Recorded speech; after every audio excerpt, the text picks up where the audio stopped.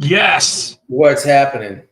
That's the shit that I needed to wake my ass up. I was just laying on the couch like 10 minutes ago and telling Miley, I'm like, Adam does want to do this thing. I'm pretty comfortable here. And she's like, you say that every time, and then you go do it, and then you come out and you're like, oh, it feels so good. We had like 30 or 40 people watching. That was so much fun. You know how many times a dude has said, man, I love when I come on with you, and I'm like, what, huh? Well, whatever it takes to get views, because that's all we do this for, right? That's right. That's right. That's what we've been told. So, how are things, man? It's been a minute. Oh, it's good, dude. I am so busy right now. So busy. We've got job sites popping up all over the place. So, for those of you who don't know, I do safety consulting for a lot of construction. So, tomorrow I got to hop on a plane. I get up at 3:00 in the morning, go drive down to the busiest airport in the world, hop on a plane to Tampa, go check out a site, drive right back to the airport, and come back home. So it is a fun job. Sometimes the travel gets a little headachy, especially on these out and backs in the same day. But this time, I haven't done an out and back like a single day, go somewhere and come back since the last time I had a TSA snafu. I will be double, triple checking all of my bags to make sure that nothing is in there, like 40 caliber bear spray. Sure. Lesson learned. See, like I'm over here wishing that I could travel for work, but when you do it every single day, you know, it's probably nice to know where you're going every day and not have to pack a fucking bag. Yeah. Oh, I swore already. We're already a mature audience. Put the tag on there. Explicit lyrics.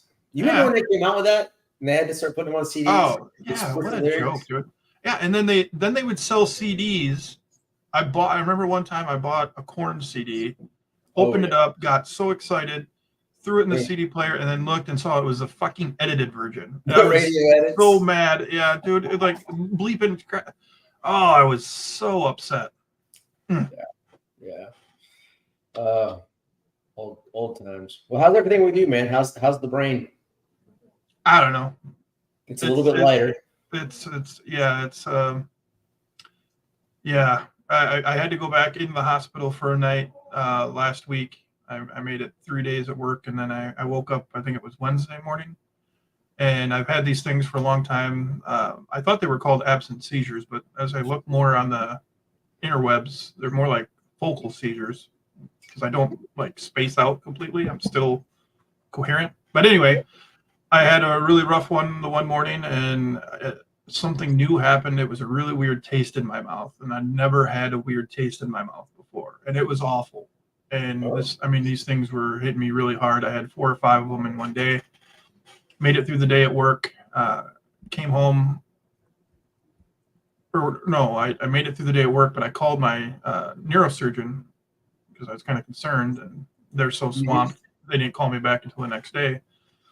And I was still having them, but there was no taste, and they were a lot lighter. And they're like, yeah, you need to go to the ER right now. So then I go to the ER, and they're like, well, neurologists are like 9 months out, so the only way that we can get you to see them is if we admit you. And it's like, son of a bitch.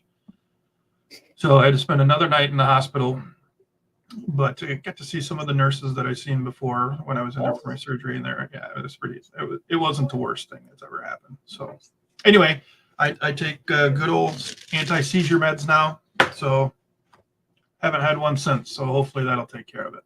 Good deal, man. Good deal. Yeah. So Let's see. I remember I took they gave me something. I didn't know it was anti-seizures, but I was in detox. So yeah, this is definitely not something that I've had before, and I can't even Okay. pronounce it. started with a Q or something like that. Yeah, I wonder what that is. Yeah, Hmm. no big deal. I should know. If I heard it, I bet you we both would be like, oh yeah, that's it. Yeah. Bunch of alcoholics. Bunch of fucking yeah, because that's what we are forever and always. Labeled for life. Labeled for life, and because we have to own it, or we'll go back because we'll forget all the shit that we did. That's right. Speaking of that kind of leads me into my beef for the day. Had a client come in today. Well, actually, I was doing the reminder calls. It's part of what I do to help out at work on top of the recovery coach thing. And I was making the reminder calls today, and I called this client, and she answered, and she's like, Scott, you're back? Because I missed like a month because of this cyst shit. And I'm like, yeah, I'm back. She's like, are you working tomorrow? I need to come in and talk with you. And I'm like, no, I'm not working tomorrow. She's like, well, how about tonight? I'm like, yeah, if you can get here by 6, come on in and we can chat. No problem at all. Nice. So she comes in and we're chatting. She's got a lot going on. I won't go into detail. I got to be careful. Yeah. But she's got a lot of things going on. But she's really kicking ass, if I can say that. You know, I'm really proud of what she's doing and the work she's putting in. But here's the problem. So we're having this discussion. So she got the phone call from me, and then she took the initiative to make the appointment for the same day because I had an opening. Yeah.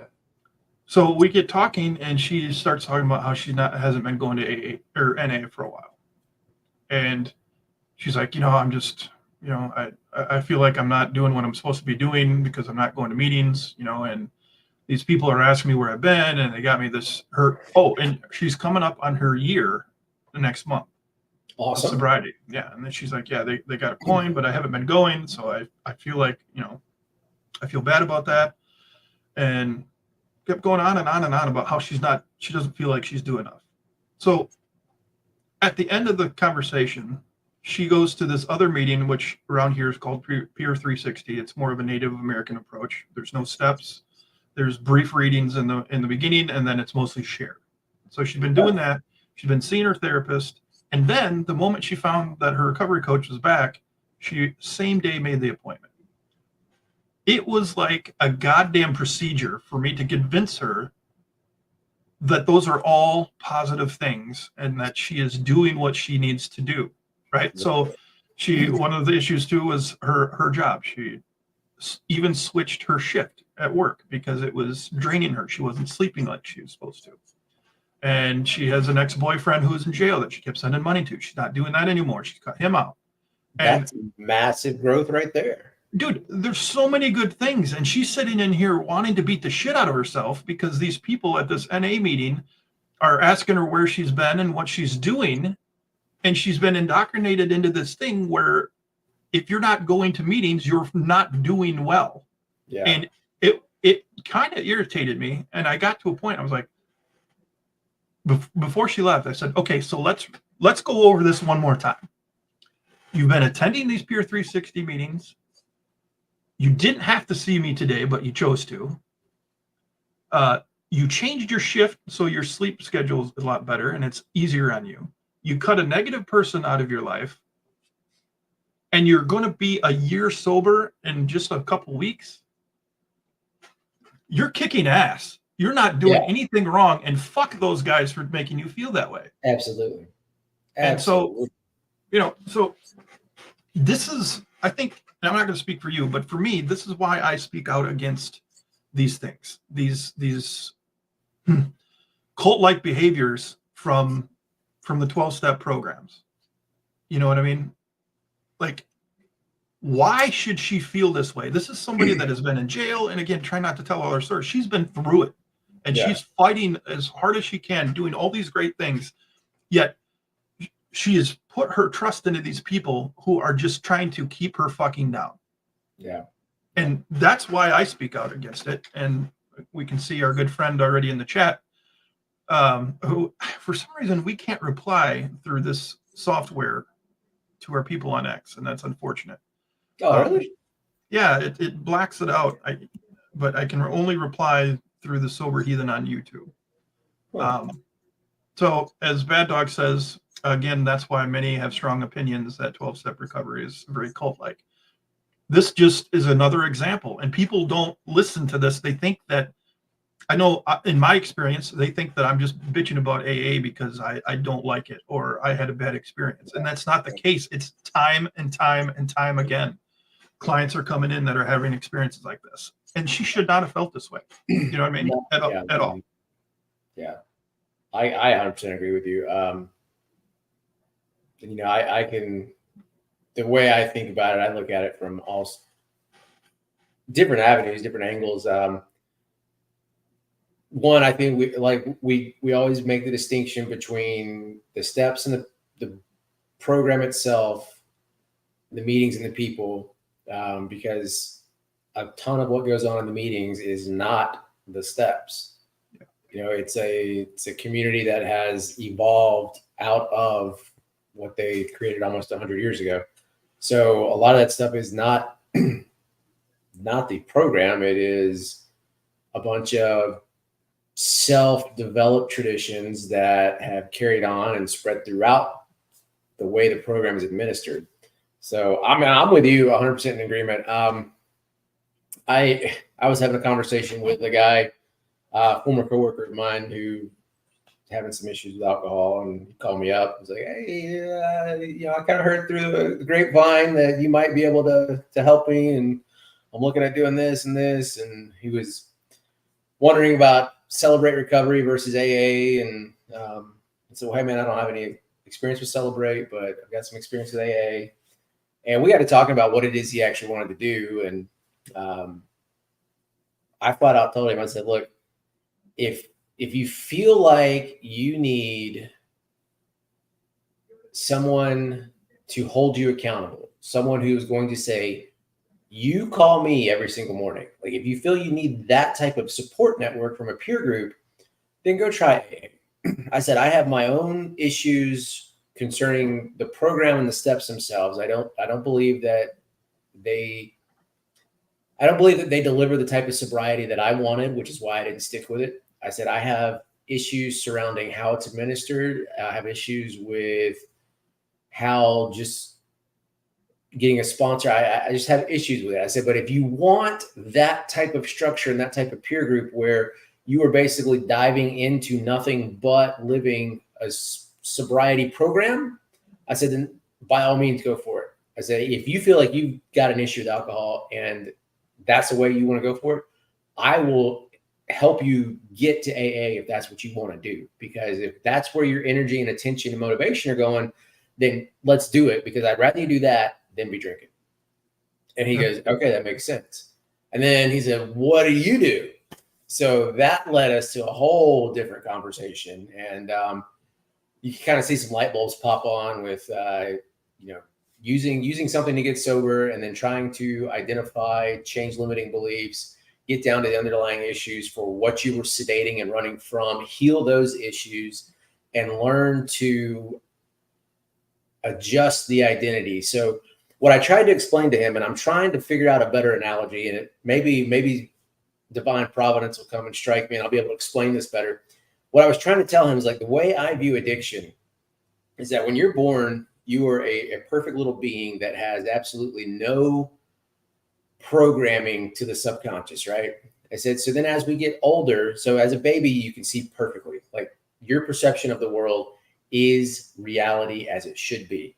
As you get older, through interactions with your parents, with your school, with whatever religious organizations you're in, you develop these lenses of perception that get put on top of your eyes. You don't know that they're there. They're your beliefs, and they're your opinions, and they're the way that you live. I said, these things are given to you. You assume them to be true, and that's how the world works. I said, some people call these childhood traumas. Some people call them limiting beliefs. Some people call them subconscious programming. These things will eventually stack up and stack up and stack up. And the only way that the way you perceive the world is now seeing through 10, 15, 20 different lenses. I said, imagine putting 10 or 15, 20 different pairs of sunglasses on.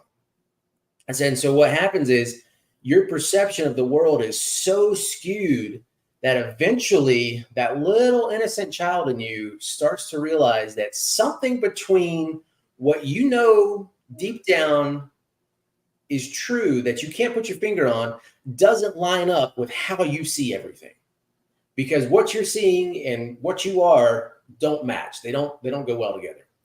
And I said, so what we end up doing is we start compensating, trying to get a better view. And I said, we do that. The way I did it was with alcohol. I said, so I used alcohol to try and amplify everything around me. This is using the analogy, so it's not really amplifying, but this is like shining a bright, bright light on everything so that I can see through all these sunglasses even better, so that I can soothe that disconnect between what I know to be true unconsciously and what I'm seeing. I said, that works for a while. It brightens the room up. You can see through 10 pairs of sunglasses, no problem. I said, but eventually you get used to that. And the bright room no longer allows you that compensation that you're looking for. It doesn't work anymore. I said, so think of addiction as this thing that almost works that you can never get enough of, because eventually it stops working and you need a little bit more. I said, so what I see AA is doing is AA is putting yet another filter on all of these other lenses. So you got 10 sets of sunglasses on. They're going to give you another set that hopefully is going to adjust everything and you can see clearly, or it's at least going to correct everything so that you feel better about how you see. I said, my approach to sobriety, what I eventually figured out that I had to do was start taking the sunglasses off.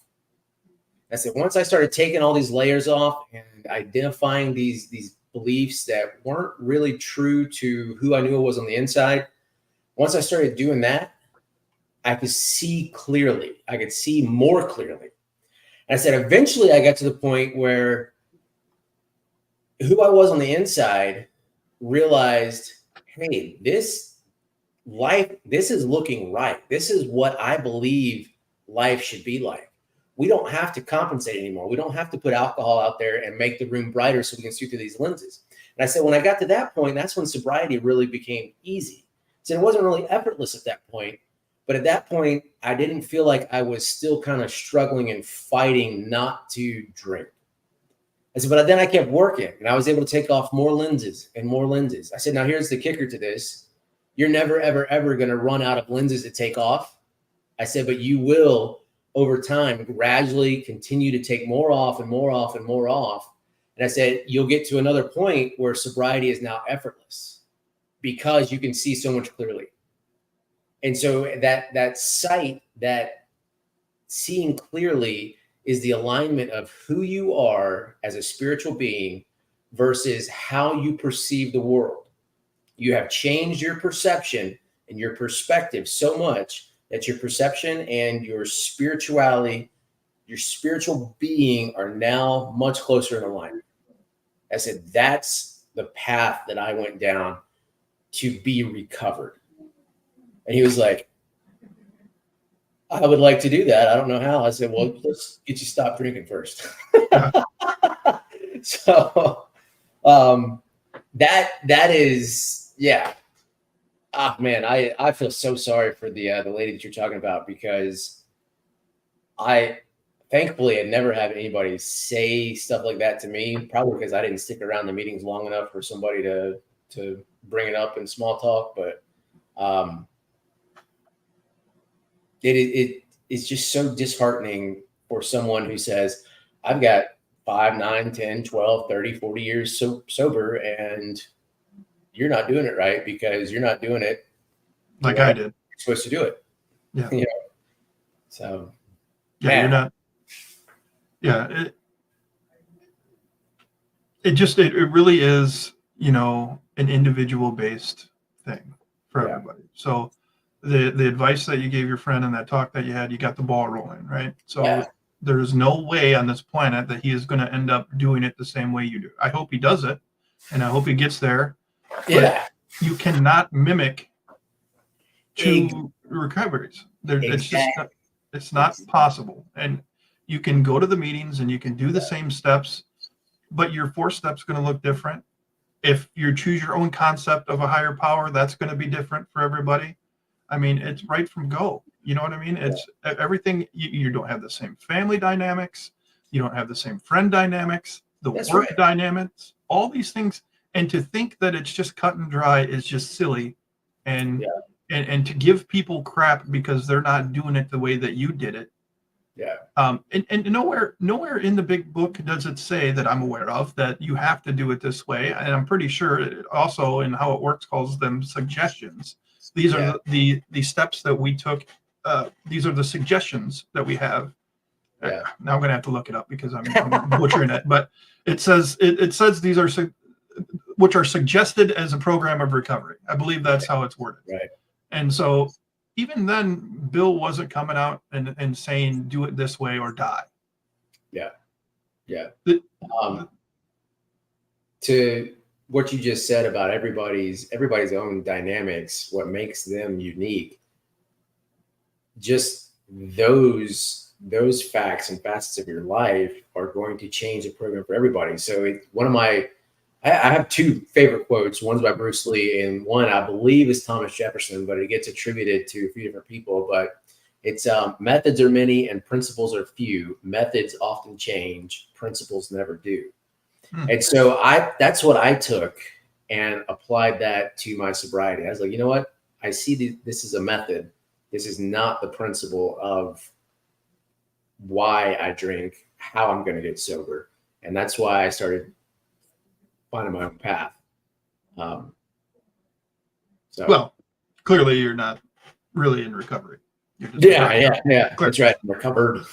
I'm in a fucking mood, dude. I'm in a mood because this young lady, dude. I know, man. I know. Well, I mean, if you want to go down that road, remember those messages I was sending you about victim mentality? Yeah. Well, and we might as well take the gloves off for once because we kind of hedge every time because, and I've said it before plenty of times on X, as a recovery coach, when people come into my office from the courts, literally we're side by side to the court. They walk over, they just had court, they walk up, not even a block down the road, and they come in and say, here's my piece of paper. I have to get a drug and alcohol assessment. I have to do drug testing. I have to do this and that. If they are completely green to the recovery world, I offer up everything. Yeah. I have my big book sitting right there all the time. I want them to find their own way, and that way might be AA. It probably won't be, if I'm being completely honest, looking at just the full year now. I've been there over a year, and the amount of people who come to my group as opposed to going AA, or they come see me, which one-on-one, which counts as a group toward the courts, or they go to this Peer 360 group, or they go to the other groups that we offer there that aren't reading how it works and the AA preamble and all these things over and over again. They choose these other things for a reason. And it's not because they're afraid to be honest with themselves. It's not because they're looking for an easier, softer way. It's because they are relating to what the fuck is being told, and it feels more real and not rehearsed and forced. Yep, I completely agree. I can't remember who you were replying to, but we're talking about, is it a religious program? Is it not? And closing every meeting with the Lord's Prayer. I was like, well, I kind of. Yeah, you can't. I'm sorry. And as much as Bill tried to say that, there's even like I think 32 or 33 different suggested names that they use, like Spirit of the Universe. They list all these things in the big book as other terms, and then they actually say roundabout, we're just going to use the word God for simplicity. But when the steps say God and you end it with the Lord's Prayer, you make it really hard to convince somebody like me that it's not a religious thing. Yeah, completely. I mean, I grew up in a Christian background and would have identified with that pretty much my entire life until very, very recently. And even then, just the logical part of, how I think, how I process everything, I said, yeah, good luck convincing an atheist that this is not a religious program. I mean, it's very much a Judeo-Christian program. I'm laughing because I just had a therapist, the one that I had to explain what heathen meant, because she thought it meant a bad person. And I was like, it doesn't mean that at all. She's like, you're not a bad person. I'm like, I know I'm not. And that's actually not what heathen means. It just means somebody that doesn't believe in the Christian God, the Muslim God, or the Jewish God. Right. Oh, well, so I carry my big book. There's a reason I carry. So I was laughing because she said to me yesterday, I pulled out, I have a backpack and I keep a Bible in there with all my notes in it. And I keep a big book in there with all my notes in it, just in case the opportunity presents itself for a discussion. Sure. I'm not looking to argue because I don't know if I'm that good at that, but I want to learn and I like to be challenged. And so I pulled my Bible out and I showed the new office manager my Bible with all the notes in it. And she's like, you should read that. Like, I have. And it's like, that's funny you say that, because the whole reason why I don't believe is because I read it. And the whole reason why I started changing my thinking on AA was I started reading the first 164 over and over again and taking notes. Yeah. Both of those are the reason why I stopped really getting into either one of these things. And I completely left religion altogether. And then I threw some scripture at her and I think I threw her mind in a knot. Yeah. Oh yeah. That's for another time. And so that is a perfect example of the lenses I was talking about, all the different sunglasses, because she can only see through that one lens. Now, whether or not you believe, and I don't, not you, but whether or not one truly believes, to me, that's not the important aspect of the belief.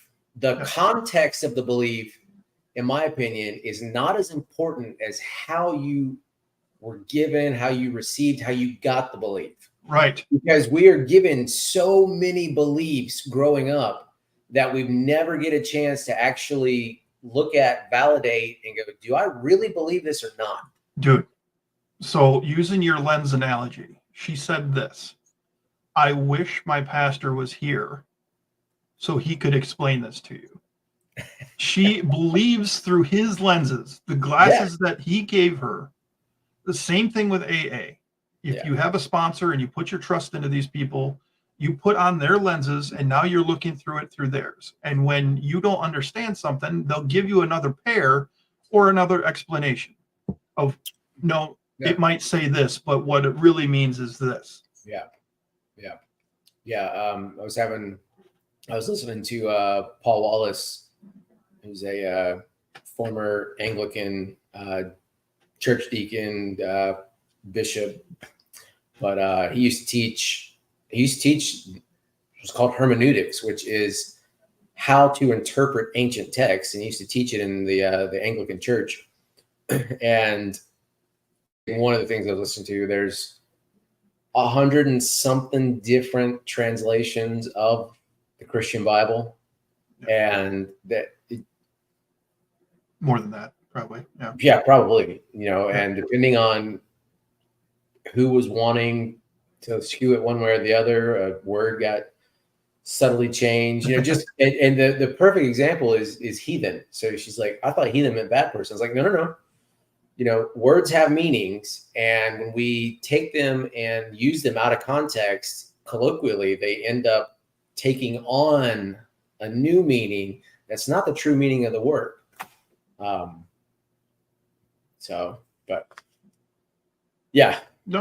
you're right. And we don't take enough time. We want to believe so bad. And I say, I want to believe all the time, especially when somebody posts about aliens. I go all Fox Mulder on that shit. But we want to believe in something so bad. Like when we are at our most vulnerable, especially those of us who have been through the court system, we are going to find ourselves sitting in an AA meeting somewhere. And we are so vulnerable and scared, especially the first time. Some people aren't scared. They've been in trouble all their life. But there's a lot of people that this is the first time that they've had to go to the court system. It's like, I got to get this and I got to get this now. I'm willing to believe anything. And the same thing can be said. You grow up as a kid, you believe in Santa Claus. Your parents can throw at you, hey, you got to be good or Santa's not going to bring you any presents. To me, Yep. the adult version is heaven and eternal life and seeing all your friends and family again. That's the adult version. That's just me, and that's going to rub people the wrong way. It doesn't matter what I think. I'm not trying to turn anybody off it. I'm just talking about how I see it. Yeah. And so when you are desperate and sad and scared, we'll buy into almost anything. And so that's why it's so important to do the research and look into these things yourself. Read it for what it says, not what somebody else tells you it says.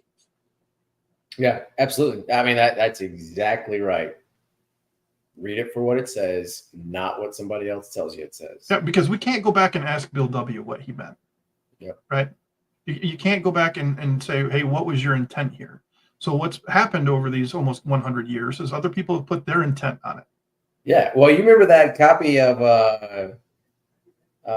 it wasn't the doctor's letter. It was the first draft of Bill's, was it his spiritual experience? What was it? It's his story. Yeah, Bill's story. The first draft is nothing like what's in the big book. Right. That threw me for a loop because, I mean, what does that tell you? The first draft, I mean, it's not like subtle details were changed to just allow for continuity to make it easier to read. It's a completely different fucking story. Yeah. You know? So, yeah. And one of the key things here, not to cut you off, but yeah. I'm getting you fired know up more now. about AA than I do. So one of the things is it is, whether it's intentional or not, in the big book, it is described basically when Ebby comes in and says, hey, Bill, why don't you just choose a God of your own understanding? Bam. That was the instant moment he had the white light experience. And that's what I think it melted the icy barrier or something, some along those lines of the words that are used in his main, where he gave himself a chance to believe in something greater than him. And that's not, if you look into it, that's not what happened. He was on the belladonna treatment, which I know I've talked about a lot lately, but I think it's very important. And he mentions the belladonna treatment in one sentence only. And so this dude was on hallucinogenics. That's what he was doing. That's how they treated him. They gave you this belladonna treatment. It was a cocktail of shit once an hour for 50 hours, and he was freaking high. Yeah. And so whenever he had that, think about it. Think of if you're, in recovery, think about those conversations that you had when you were drinking or you were high on something, right? And like, I remember I was such a big fan of the Lord of the Rings, and we used to have bonfires out by the edge of the woods. We'd have to walk out about 200 yards from the house. And there was this white tree, a birch tree that was super white. And there's a white tree of Gondor. And so we used to go up, we'd get drunk and we'd get talking about Lord of the Rings, and we'd go up and I'd hug the tree, I'd kiss the tree, and like, this is the white tree, this is a special tree. I was having a spiritual moment. I could argue a spiritual awakening if I wanted to, because that's how it felt. Yeah. So Yeah. So Bill was on this cocktail of shit. His buddy comes in, says something profound that he never thought of in that way before. And he's like, holy shit, bro. That makes a lot of sense. Maybe I can do that. Well, the problem is, after that, he dives into I can't remember the steps came from the Oxford group. So he dives into that, and they create their own thing, and AA is formed. And then, a couple decades later in the 50s, Bill's still full of anxiety and depression. He needs more, so he goes to the doctors and he tries LSD. Guess what's been invented. Yeah. Because he wanted to re-experience that white light moment. And he couldn't through the program. And again, I just posted this the other day. Appendix 2 in the big book kind of talks about this. They kind of go back and cover their ass a little bit. And they basically, in a nutshell, say, not everybody's going to have the same experience, this white light moment like Bill does, but you can have it by working the steps and working with others, maybe. Yeah. That's kind of how it's worded in a way. Go check it out if you don't believe me. There's it's funny when you posted that, I saw it. I remember being in rehab, and I think it was one of the was it H&I meetings where they bring in outside people, hospitals and institutions, or INH meetings, something like that. But they bring in like people to come and lead a meeting that aren't the staff, aren't the techs. And I can remember the guy asking, he's like, so who's had a spiritual experience? And, like he raised his hand, it's kind of like a revival almost. Hey, who's had a spiritual experience? And I was looking around and you see a few people like, are we supposed to raise our hands? And, I've got a background in anatomy and physiology, and I'm sitting there going like, I don't see how this works. Yeah. Because I already picked out, like, that's one of the things I picked up the first time I read through the 164 was the belladonna. I was like, wait a second, that's a nightshade. That's psychedelic right there. Yeah. So, Dude, I sorry, go ahead. Well, I was gonna say, I mean, and what it does is it shuts down the default mode network, which is basically your normal random, like not random, but your normal everyday programming and how you think. So it kind of shuts that down and it lights up serotonin receptors, which is why you end up seeing things. Yeah. So and groupthink can be so convincing. Yes. And when it's groupthink coupled with desperation, sadness, vulnerability, you can do almost anything. I did something in my third treatment that I never did before. I went up to my room and I got on my knees and I prayed to anybody that would listen. Right. And then I went downstairs and I went for a walk outside and I found this rock. It had a bunch of holes in it. And it stuck out unlike all the other rocks. And I'm like, oh my God, this just happened. And so I went and I talked to all these people. I'm like, dude, this is what happened. And I found this rock. Isn't this rock fucking amazing? They're like, yeah, wow, that's crazy, man. That's a real experience that you're having. All these other people were without using the C word, they were in that C word thinking, and they were just promoting this desperate fool that had a lump on his arm that wanted to die just days before because he had lost his kids, he'd lost the woman that he loves, he'd lost everything, and he was back in the treatment again 30 days after the last time he left. And they were all perpetuating and feeding and eating and eating the bullshit that I was spewing. I was just desperate. I was saying shit because I wanted to find something so fucking desperately. Yeah. And there's a difference between seeing when somebody is needing a lifeline and saying, I need something to grasp onto. That's different, in my opinion, to throwing you a life ring and saying, yeah, man, you're right. You are having a spiritual experience. And then the next day sitting down and talking with you through everything and saying, all right, let's think about this. And continuing to feed the delusion, for lack of a better word. I mean, I know it wasn't a delusion, but feeding that because it fits the program that you're trying to get somebody to get into. Right. And I feel like a professional with some training, because that does mean something, because we've learned a lot of these things through scientific methods and research, right? So somebody could have came to me and kind of did what I did tonight for this young lady. Look, obviously you don't want to die. You had this lump in your arm that it's not cancer. You don't want to die. Yeah. You went up, you prayed, you're willing to do things that you haven't done before to do it. This is a good sign. So maybe the rock is a sign, maybe the rock's not a sign, but you're looking for something that you haven't had before. And this is a good thing. Don't overthink it. Just keep doing what you're doing and keep looking for the next thing to, the next rung of the ladder. Yeah. Somebody could have said that, but instead they didn't. They rode the lightning on this thing. And then I ended up just falling flat on my face again because it wasn't real. Yep. I agree.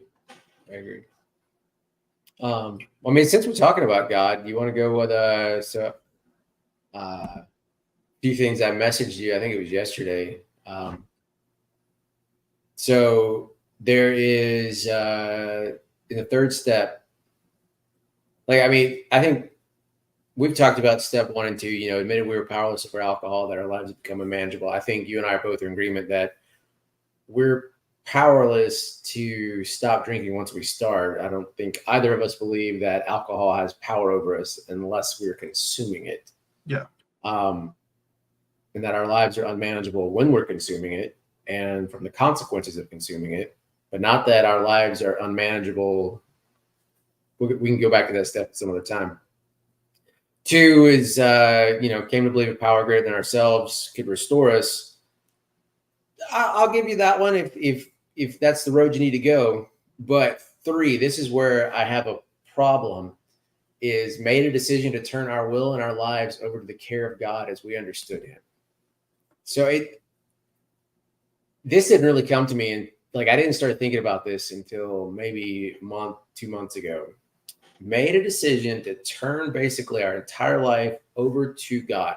Now, as we understand it, so that's the caveat that gets us out of the Judeo-Christian God into just having a higher power. I'm not here to argue that.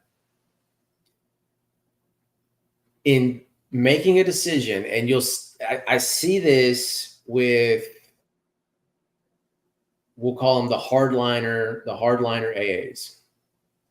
Everything is got to be God's will. Let go and let God. Explain, if you can, how that is different from believing that you are a victim of circumstance in life. Yeah. Because I don't believe there's a difference anymore. If I'm going to turn everything over to God and something happens to me that is within my control to prevent, that may be out of my control to prevent, but basically that is telling me that my entire life is somebody else's decision on how it's going to run. If I have no say in it, then I am a victim, whether that's a positive outcome or not. It could be I win the lottery. And this is where words have meaning, because victim doesn't always mean negative. Victim means you have no control over the circumstances, right? So I'm still a victim, whether it's positive or negative. We only choose to focus on the negative. But if I'm giving everything over to God as he understands my life should be, I am in essence admitting that I am a victim to my life, of my life. Which you have no control over. And you can never change that without something else changing it for you, right? Right. So, came to believe that a power greater than ourselves could restore us to sanity. Right from go, it's telling you that you are powerless over an inanimate object in step 1. And instead of powerless over alcohol. Just, I'm kind of recapping what you said and put it in my words. Yeah. Made a decision, or came to believe that a power greater than ourselves could restore us to sanity. That it's saying that we are insane and incapable of thinking, and it has to be something else. Made a decision to turn our will and our lives over to the care of God as we understood him. Our will is our thinking, and our lives is our actions. That's how it was explained to me, right? So I am not. I have to turn over my actions and my thinking to something else that is completely untangible. When in reality, I can go and talk to a therapist and take the power to do that. And with the help of this other connection, which is kind of, I mean, you could make the argument that that's kind of what they're saying, make a connection with this other person with a professional background who has read and studied the research and how to, help explain. And you said it too, words are important. You can make this connection and become stronger, and you can do these things. You can control your I guess you can get into the debate whether you can control your thinking or not, because my mind can go sideways in a hurry, but I can ring it back in a hurry too now. Yes. And my decisions and my thoughts are my decisions and my actions, whatever you want to call it, are absolutely in my control. Yeah. And I mean, the easy way for me to shut that argument down is, again, if it's something good that happens to me, it was God's will. If it's something that bad happened to me, is I didn't do it hard enough. Well, isn't that the fucking cop out, dude? Isn't that that's the thing that drives me fucking batshit crazy, dude? And that's what I'm saying. It can't be both ways. No. It's either God's will that it was a good thing that happened, or it's God's will that was a bad thing that happened. If I have no control over my life and I give my will and my life over to God, then everything that's good happens is God, and everything that bad happens is God. Dude. As we understand it. Romans chapter 9, verse 18 through 23. Okay. and I'm going to paraphrase here because I'm looking it up, and maybe I should just wait till I look it up so I don't have to paraphrase. Therefore hath he mercy on whom he will have mercy, and whom he will harden. Okay, so this one is, I don't know what version this is, but it's a lot harder to read than the NIV that I got. Yep. What it's saying in verse 18 is God will have on mercy who he wants to have mercy on, and he will harden who he wants to harden. Yeah. Yeah. Okay, so this is the exact verse that I gave to my my therapist today, and she's like, I'm like, to me it sounds like if you're going to accept it, then it's either all his will or it's not. It's pretty simple. And I know, we got 62 people watching right now. It's a lot of people, and I don't want to upset anybody, but if I'm not real and authentic on how I feel, then what the fuck am I doing here? Yeah. Because otherwise I'm just lying and pretending to be something I'm not. Yeah. Well, sorry, go ahead. No, it's good. And what it goes on, and this is apparently Paul talking, goes on to talk about the potter who makes a clay pot, and he can make this beautiful one for something important, but he can also choose to mold the clay into something that's not as important. That's what God can do. So if we are going to do this program where it says you have to turn your will and your lives over to this God, we have to either accept that everything that good happened is because we turned it over to God, and everything that bad happened is because of God, or it's not. Yeah. It's too much of a cop-out to say, well, you didn't work the program hard enough. Well, your life is going to shit because you didn't pray enough. You didn't go to church enough. You didn't tithe enough. You didn't read the Bible enough. It's so easy and so manipulative to do that to people. This is failing because of you. Well, it couldn't possibly be that AA has a 5 to 8% success rate with the best studies out there showing. It couldn't possibly be that, could it? It couldn't be that. I was reading an article today that was suggesting that there's like 51% of the people get sober on their own. I don't know where that study came from, and I'd have to find it. I've heard that. Yeah, but there's a lot of people out there, like my ex-father-in-law, he used to drink like an alcoholic. He did it on his own, no meetings. You know what I mean? There are a lot of people that have had a problem. They quit smoking on their own. They quit drinking on their own. They quit using on their own. That's it. So side thought bubble here. There is a study, and I will have to find it because I forgot about it. Somebody sent it to me, introduced it to me. But basically, it was showing that if you zoom out far enough and look at addicts, all addicts, every substance, not behavioral addicts, not sex, shopping, all that stuff, but substance addicts have a lifespan of addiction. Not their life, but the addiction has a lifespan, and you can track it within. I want to say I'm not even going to try and pull up statistics. But it trended well enough that they could make a reasonable assumption that says, if you're a smoker, you're most likely going to smoke for roughly 20 years and then stop. If you're a drinker, you're probably going to drink for 25-ish years, and then you'll stop, assuming you're still alive. Mm-hmm. The problem is that not everybody makes it that 25 years, and that's, obviously, but they were able to survey enough people that they could pull out from such a 30,000-foot view and look at the trends, and whether you did AA, whether you did rehab, whether you stopped on your own, it didn't matter what the method was. The trend was there. So I saw that, I was like, well, that kind of is a nail in the coffin for the entire recovery industry. But anyway. Well, 20 years is pretty accurate for me. All right, so I haven't read this one, so we can read this together. Oh, yeah. Wouldn't the problem be that you really can't convince yourself that AA rules are wrong? I just don't have the patience for them, as opposed to thinking they don't work. Make it till you make it works pretty well, not perfect. Yeah. You really can't convince yourself. I don't know. I didn't have to convince myself that they were wrong. It only took me. They never sat well with me, and it only took, I don't know, 3 or 4 months of not being in it every single day for me to go, this is all fucked up, and working with an actual addiction counselor to go, I'm not doing that. Yeah, and it was different for me because I was attempting to drop alcohol, and then I kind of got addicted to AA.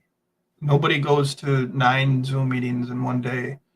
Um, you Yeah. know, and then I was addicted to go to the meetings. I was addicted to reading the things, and it never felt it felt good at times, but it never felt Yeah, like home.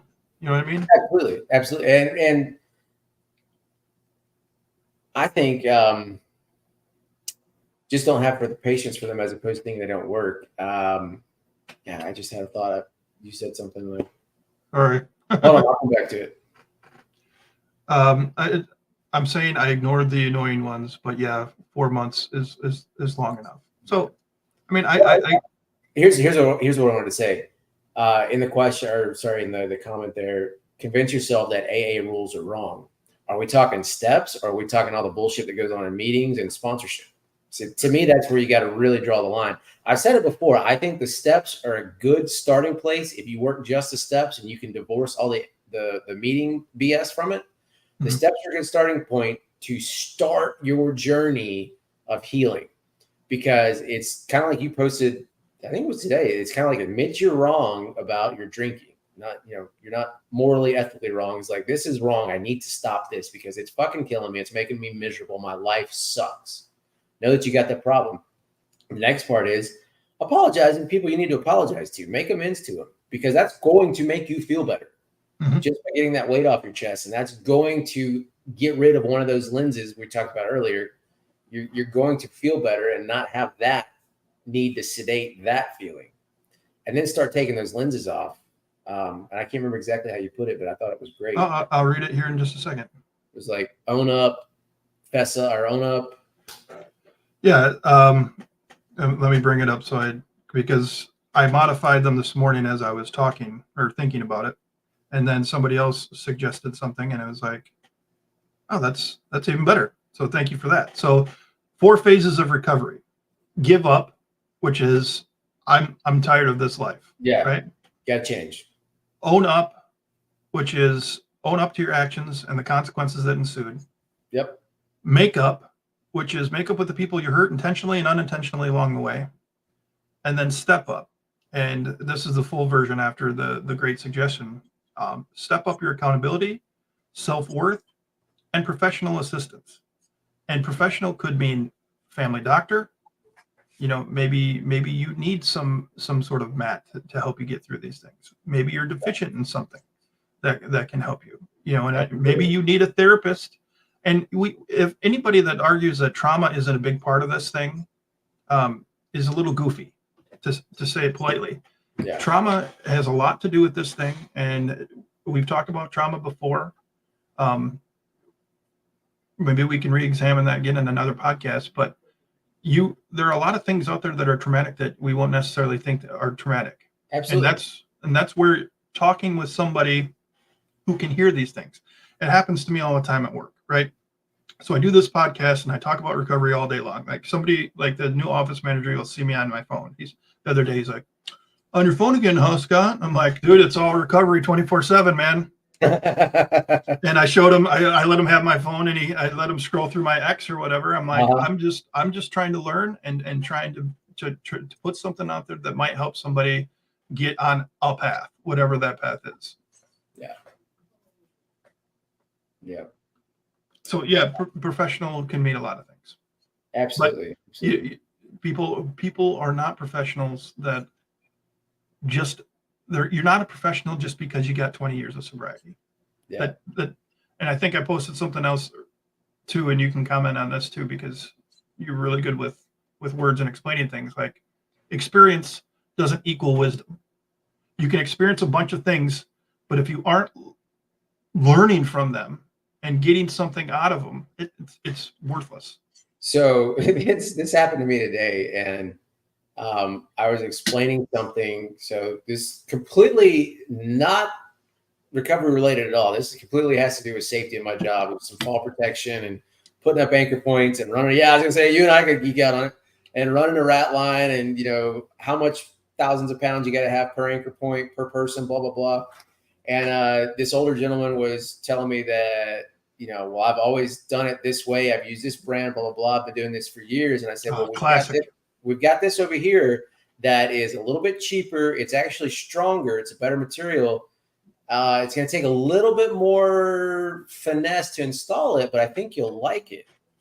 And he was just going back and forth with me. And finally I stopped and said, hey, I know you're good with your hands. Like, how long have you been working on cars? Because we've had this conversation before. He had a Chevelle and he's worked on everything. And I knew that he doesn't like working on new modern vehicles.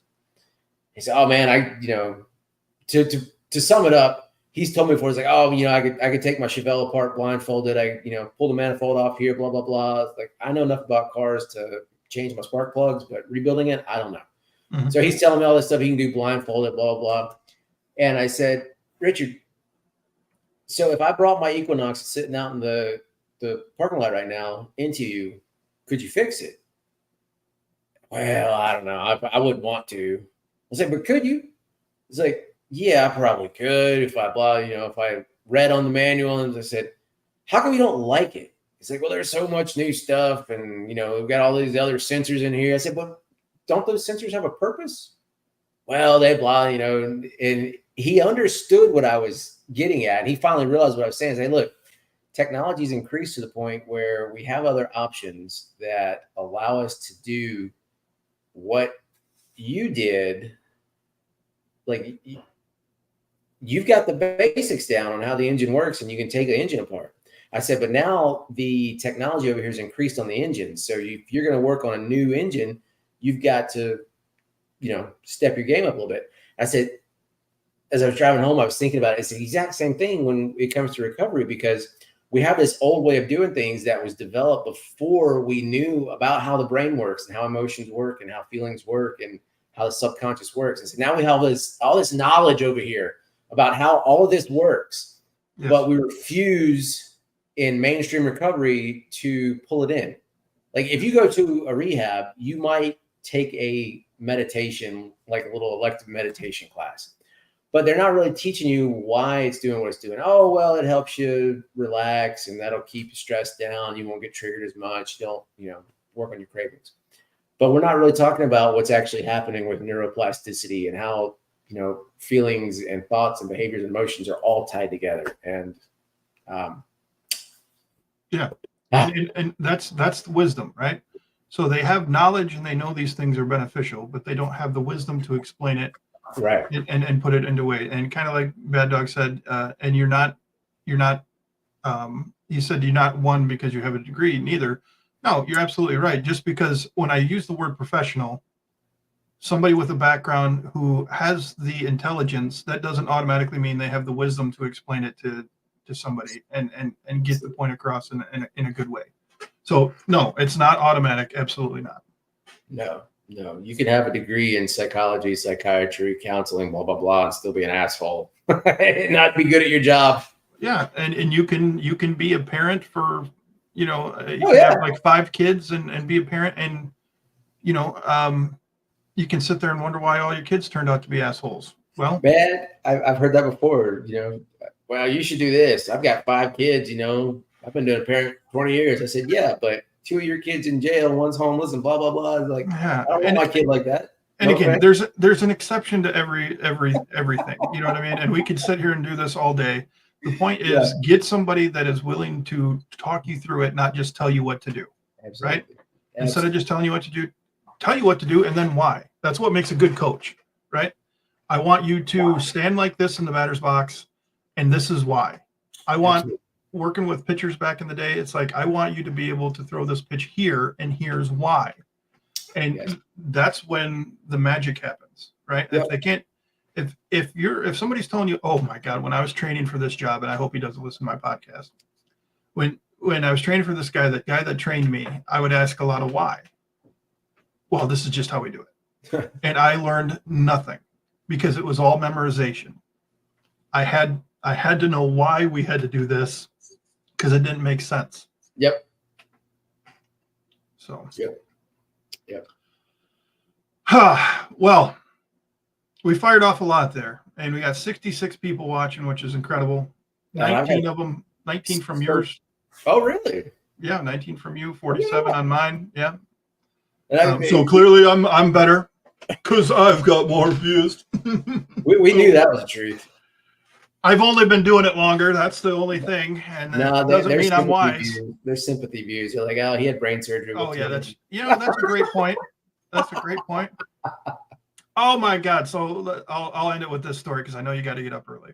So I told the story, and I think I told it before on the podcast about how I wanted to stay home and play World of Warcraft back in 2004 when it came out. Yeah. And my boss told me I couldn't have the day off to go stay home and play a video game. So I called in anyway. And so now I've already forgot why I'm telling this story. Maybe I'll remember by the end of it. So I called in anyway, and I got a voicemail from her later in the day saying, you need to call me back right now to see if you still have a job. Yeah. Oh, shit. So I went, borrowed a pair of crutches. I already had a cast. I went to my doctor's office, got an old bill. I took white out to the date, took the bill to the copy place, made a copy of it so you couldn't see the whiteout. Yeah. I drove to work, took the doctor's bill in, and she's like, oh my gosh, I'm so sorry. Here I thought that, you just wanted to stay home and play that game. I'm like, no, actually I was at basketball practice last night and playing with the kids or whatever, and I rolled my ankle. So and that's bad enough. So I was off a couple days to play the video game, and what I did was when I went back to work, I took a glass beer bottle cap and put it in my sock with the pokey side up. Oh my God. So I didn't forget to limp. Right? So I don't remember what caused me to tell this story. What did you say before? Do you remember? I don't even remember now. Fuck. So I don't know what we were talking about or why that story, but the story felt relevant in the moment to tell it. But oh, sympathy. It was sympathy. Sympathy views. Wisdom. You were talking about viewers. Maybe sympathy views for brain surgery. Yeah.